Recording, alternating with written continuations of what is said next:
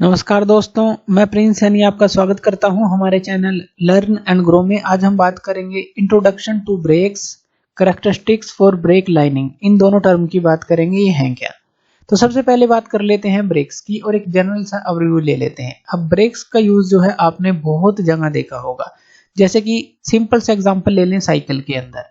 Cycle के अंदर जब जो साइकिल मूव करती है उसकी स्पीड को कंट्रोल करने के लिए, आप ऐसा कह सकते हैं, उसको रिड्यूस करने के लिए साइकिल को, या फिर उसके मोशन को स्टॉप करने के लिए, जो साइकिल का मोशन है उसको कम करने के लिए या फिर उसको रोकने के लिए आप ब्रेक्स का यूज करते हैं। तो ये आपने एक अच्छा एग्जांपल देखा होगा, एक सिंपल सा एग्जांपल है। दूसरा जो मोटरसाइकिल है उसके अंदर भी आप देख सकते हैं, उसके अंदर आप ब्रेक का यूज इसी काम के लिए करते हैं। दूसरा उसके अंदर एक और हमारे पास पार्ट होता है क्लच। तो क्लच और ब्रेक, इन दोनों के बीच में क्या डिफरेंस है वो भी हम यहाँ पर समझ लेते हैं। देखिए, ब्रेक का काम क्या है, रिड्यूस करना स्पीड को या फिर स्टॉप करना मोशन को, एक ही काम है। और दूसरा जो क्लच का काम है, ये है जो मेंबर्स हमारे ड्राइविंग मेंबर्स होते हैं, तो उनको, जो ड्राइवर और ड्राइविंग मेंबर होते हैं, दोनों को एंगेज करना। तो ये काम करता है एंगेज करने का, किनको, जो ड्राइवर है और जो ड्राइविंग मेंबर है। तो क्लच को आप एंगेज करते हैं क्योंकि आपको व्हीकल को चलाना होता है, मूव करना होता है। तो ड्राइवर और ड्राइविंग जो मेंबर होते हैं, इंजन की जो शाफ्ट होती है उसको जो गियर की शाफ्ट के साथ जो एंगेज करने का काम यही करता है क्लच। लेकिन ब्रेक का काम होता है रिड्यूस करना, स्पीड को कम करना, या फिर मोशन को बिल्कुल खत्म कर देना, स्टॉप कर देना। अब हम बात कर रहे हैं सिर्फ ब्रेक की। तो ब्रेक है क्या, तो ब्रेक को आप कह सकते हैं ये वो डिवाइस है जो कि एक तरह का आर्टिफिशियल फ्रिक्शनल क्रिएट करता है। आर्टिफिशियल फ्रिक्शनल रेजिस्टेंस ये देता है मूविंग मशीन मेंबर को। फ्रिक्शन हमें पता है क्या होता है, फ्रिक्शन होता है कि जिस डायरेक्शन में मोशन होता है उसके बिल्कुल ऑपोजिट डायरेक्शन में फ्रिक्शन काम करता है। ये तो नेचुरल फ्रिक्शन हो गया जो कि ये काम करता है। लेकिन अगर आप इस मोशन को अपनी तरफ से और एक्स्ट्रा फ्रिक्शन देना चाहें, यानी कि इसके मोशन को एक तरह से रजिस्ट करना चाहें, कम करना चाहें या रोकना चाहें, तो आप यूज करते हैं ब्रेक का, या सिंपल कह लें आर्टिफिशियल फ्रिक्शनल रेजिस्टेंस आप प्रोवाइड करते हैं किसी भी मूविंग मशीन मेंबर को कह लीजिए, या कोई भी जो, जैसे यहाँ पे मशीन मेंबर की हमने बात की है, ये इंडस्ट्रीज के अंदर भी ब्रेक आपकी यूज होती है मशीन्स में, और व्हीकल्स के अंदर भी जो हम देख रहे हैं वो यूज होती है। तो आर्टिफिशियल फ्रिक्शनल रेजिस्टेंस हमें चाहिए होता है किसी भी मोशन को कम करने के लिए या फिर स्टॉप करने के लिए। तो ये ब्रेक आप समझे कि ब्रेक होती क्या है। अब जो ब्रेक होती है ये हमारी जो इसकी कैपेसिटी है किस चीज पर डिपेंड करती है वो भी हम देख लेंगे। तो in order to slow down और stop the motion of the moving member ये काम आती है। ब्रेक करती क्या है, ये काइनेटिक एनर्जी को एब्जॉर्ब करती है एक तरह से, क्योंकि देखिए यहाँ पर जब मोशन में कोई भी मेंबर होगा तो उसके पास क्या एनर्जी होगी, काइनेटिक एनर्जी, क्योंकि मूवमेंट में है तो काइनेटिक एनर्जी होगी। तो उसको ये काइनेटिक एनर्जी एक तरह से एब्जॉर्ब करनी पड़ेगी, और जब वो इस काइनेटिक एनर्जी को एब्जॉर्ब करती है जो ब्रेक है, अब हमें पता है जहां पर भी फ्रिक्शन होगा वहां पर हीट तो जनरेट होती ही है। तो ब्रेक का भी यही काम है कि काइनेटिक एनर्जी को ये एब्जॉर्ब कर लेगी और इसी एनर्जी को वो हीट में कन्वर्ट कर देगी, क्योंकि हमें पता है एनर्जी कभी हम क्रिएट नहीं कर सकते ना ही डिस्ट्रॉय कर सकते हैं। तो ये जो काइनेटिक एनर्जी एब्जॉर्ब हुई है कहीं ना कहीं तो ये कन्वर्ट होगी, तो किस फॉर्म में कन्वर्ट होती है, ये हीट की फॉर्म में कन्वर्ट हो जाती है। तो ये यहाँ पर एक तरह से कहें कि काइनेटिक एनर्जी का हमें लॉस करना है, तो उसका जब लॉस करेंगे तो काइनेटिक एनर्जी ऑटोमेटिकली कम हो जाएगी, या फिर बिल्कुल उसका हम खत्म करके उसको हीट में कन्वर्ट कर देते हैं। तो ब्रेक का ये काम होता है। कैपेसिटी ऑफ ब्रेक की बात कर लेते हैं। कैपेसिटी ऑफ ब्रेक किस किस चीज पर डिपेंड करती है, pressure between the braking surfaces. अब ये ब्रेकिंग सरफेसेस क्या है वो जान लेते हैं। अब देखिए एक सिंपल सा एग्जांपल ले लेते हैं। यहाँ पर हम एक ड्रम ले लेते हैं, यहाँ पर ये ड्रम है, ड्रम ब्रेक का एग्जांपल ले लेते हैं। और ये क्या है, बीच में ये शू होते हैं और इसके ऊपर ये जो है लाइनिंग होती है। ये किसकी लाइनिंग होती है, जो फ्रिक्शन लाइनिंग आप इसको बोलते हैं। जो भी आप जैसे पैड होते हैं, जैसे साइकिल के अंदर आपने रबड़ के पैड देखे होंगे, तो इसी तरह से मोटरसाइकिल के अंदर भी ये पैड जो है शू के ऊपर पैड को लगाया जाता है। अब ये जो फ्रिक्शन लाइनिंग होती है इनका कोई सरफेस भी है, यानी कि जैसे इस तरह से ले लें, अगर 2D में ना लें, इसको 3D में समझें कि इसका कुछ सरफेस होता है।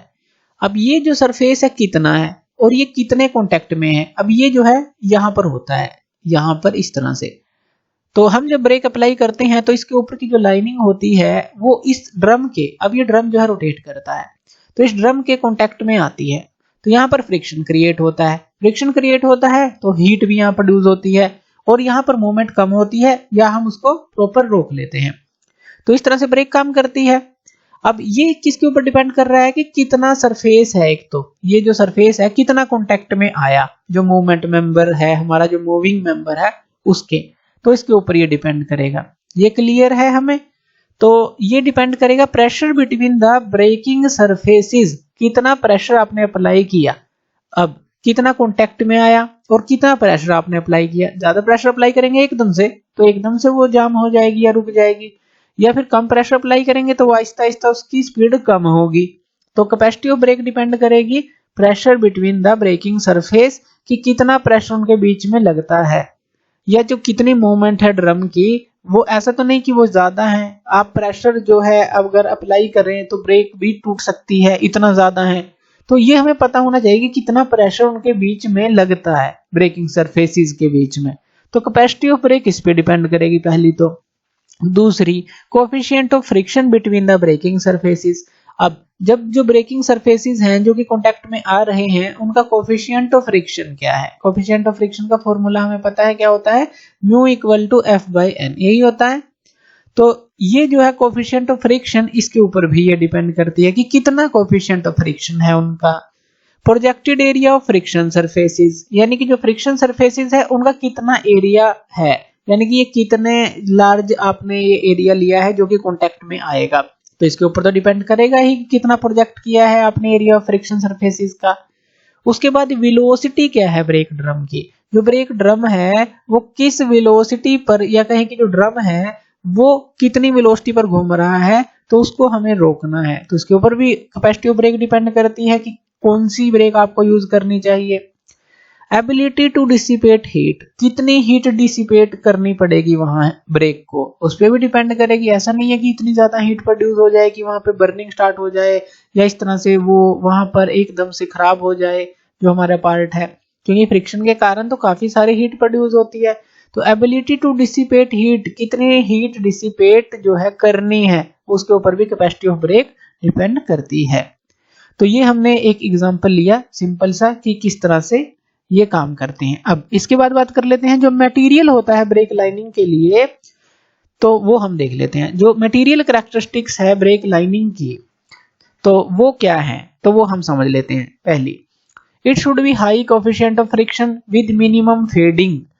तो फेडिंग क्या है यहाँ पर, जैसे जैसे आप ब्रेक का यूज करते रहते हैं तो ब्रेक जो है हमारी कमजोर होती चली जाती है, या कहें कि ब्रेक की जो पावर है वो कम होती चली जाती है। क्यों? क्योंकि उसकी जो फ्रिक्शन लाइनिंग होती है वो घिसती चली जाती है। ऐसा कह लीजिए कि उनकी रबिंग के कारण वो घिसती चली जाती हैं। तो इसी को हम बोलते हैं कि ब्रेक फेड हो गई है, कि ब्रेक जो है अच्छी तरह से काम नहीं कर रही उतनी एफिशिएंसी पर। तो इसका हाई कोएफिशिएंट ऑफ फ्रिक्शन होना चाहिए विद मिनिमम फेडिंग। फेडिंग ऐसा नहीं है कि आपने 10 बार इस्तेमाल की खत्म, लंबे समय तक चलने वाली ब्रेक लाइनिंग होनी चाहिए। तो इस तरह का मटेरियल हमें चूज करना चाहिए उसके लिए। दूसरा, लो वियर रेट होना चाहिए, वियर कम हो, लंबे समय तक चले तो वियर रेट कम होना चाहिए। हाई हीट डिसिपेशन कैपेसिटी होनी चाहिए, यानी कि जहां पर हीट प्रोड्यूस हो रही है फ्रिक्शन के कारण तो वो हाई हीट डिसिपेट कर सके। ऐसा कह सकते हैं कि टेम्परेचर के साथ वो चेंज इन टेम्परेचर के साथ मैनेज कर सके। तो एक तरह से ऐसा कह सकते हैं। हाई हीट रेजिस्टेंस हो, अब जितना ज्यादा हीट रेजिस्टेंस होगा उतनी ही अच्छी ब्रेक होगी, क्योंकि हीट का उसके ऊपर कोई फर्क नहीं पड़ेगा, तो इसलिए हाई हीट रेजिस्टेंस होना चाहिए। हाइयर मैकेनिकल स्ट्रेंथ होनी चाहिए, अगर हम उसकी स्ट्रेंथ को हाइयर रखेंगे, यानी कि ऐसा ना हो कि वो टूट जाए यूज करते हुए या डिफॉर्म हो जाए, ऐसा नहीं होना चाहिए। हाइयर मैकेनिकल स्ट्रेंथ उसकी होनी चाहिए। It should not affected by moisture and oil, यानी कि अगर मॉइस्चर आ गई है, गर्मियां सर्दियां इस तरह से सीजन चेंज होते रहते हैं, या फिर कोई कहीं से ऑयल उसके ऊपर लग गया है, उससे ज्यादा इफेक्ट ना हो। ऐसा ना हो कि वो काम ही करना बंद कर दे मॉइस्चर के टाइम में, या अगर ऑयल उसके ऊपर थोड़ा बहुत लग गया है, ऐसा नहीं होना चाहिए। तो इसलिए ये मटेरियल कैरेक्टरिस्टिक होती हैं जो ब्रेक लाइनिंग हमें चूज करनी है वो बहुत ही सोच समझ कर चूज करनी होती है, कहां पर इसका यूज करना है, अकॉर्डिंग टू रिक्वायरमेंट जो है इन सभी चीजों का चयन किया जाता है। तो ये थी हमारी इंट्रोडक्शन टू ब्रेक्स और जो मटेरियल कैरेक्टरिस्टिक्स थी फॉर ब्रेक लाइनिंग। तो थैंक यू वीडियो देखने के लिए, और इसी तरह की वीडियोस के लिए आप हमारे चैनल लर्न एंड ग्रो पे हमें सब्सक्राइब कर सकते हैं। धन्यवाद।